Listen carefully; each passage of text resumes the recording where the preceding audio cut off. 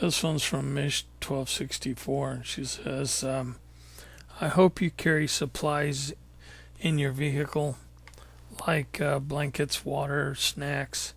The dash cam really looks good and steady considering how much you were bouncing around.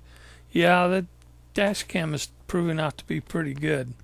Yeah, I do carry spare supplies in there, and I am prepared to stay the night and even maybe up to a week if I had to. Generally speaking, though, I leave directions for people to come and find me if I don't show back up by a specific time. Um, yeah, I do carry food, and I have a couple of blankets and some coats, and like I was giving advice in the video, carry, always fill your truck up before you go into an area like that in case you do get stuck. At least you'd be able to sleep inside the truck and stay warm. Now, I wouldn't suggest running the engine all of the time. However, you can warm it up and then bundle up and sleep until you get cold again, and then warm it up and so forth. But I'd also recommend keeping the lee side of the truck, meaning the lee side of the wind on the truck, cracked, the window cracked, so that you can get some ventilation. I don't want to run the chance of carbon monoxide poisoning. But yeah, always take an emergency kit with you. Okay, this is kind of a quickie one from Brog60. Um, he was talking about the dash cam. That dash cam is brilliant. Couldn't see the figure though. How far is it from the hot zone? Well, I'm about 80 to 90 miles away from the hot zone.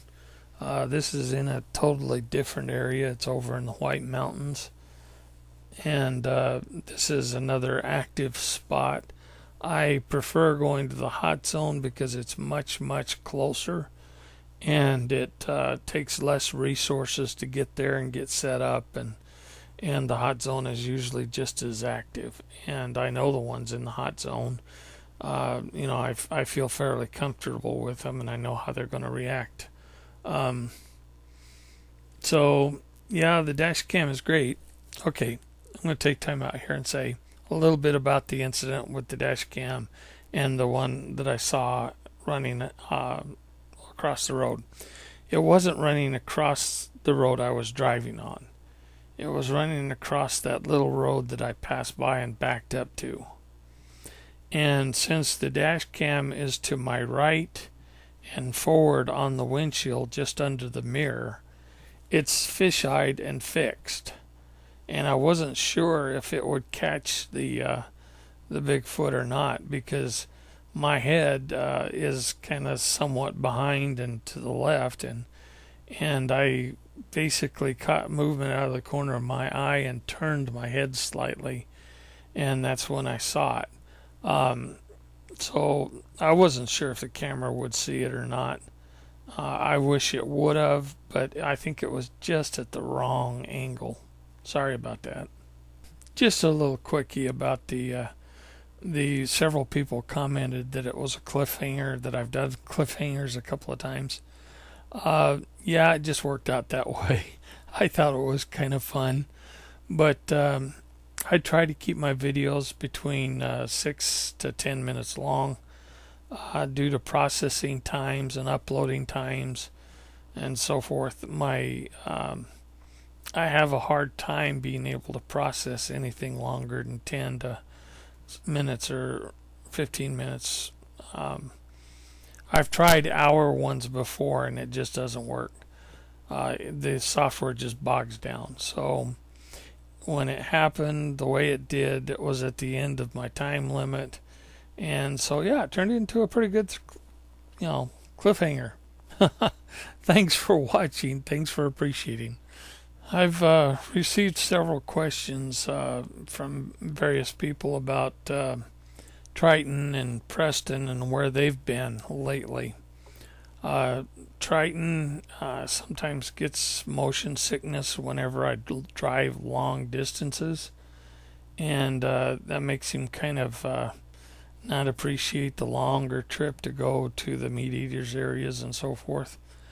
And plus the fact that he's been looking for a job to get into the workforce to be able to support himself, and he's been waiting for some callbacks on some interviews. So he wanted to stay home to where he was close enough to be able to respond to an interview request if it came in. Preston, he's kind of here and there working out what he needed to do. On this last trip, he really wanted to go with me, but he too had a request, a job to answer to.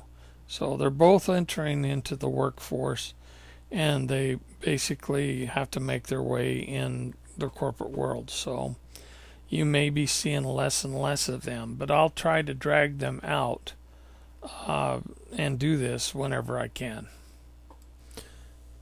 Don't forget to come and join us in our Facebook group, The Mogollon Monster, Arizona's Bigfoot. And you can get there by going to the description of this video and clicking on the link to Facebook, and that will take you in to join the group. I also have completed the tip jar. If you like what we're doing, you can go ahead and make any sizable donation. Just go to the description area, click on the link there, and it'll take you into the channel, and there's an icon on the right side that says support this group or support this channel. Click on that, and that'll tell you or take you into be able to make a donation. All donations go to Bigfoot research. We will use it to bring you better quality videos and more information.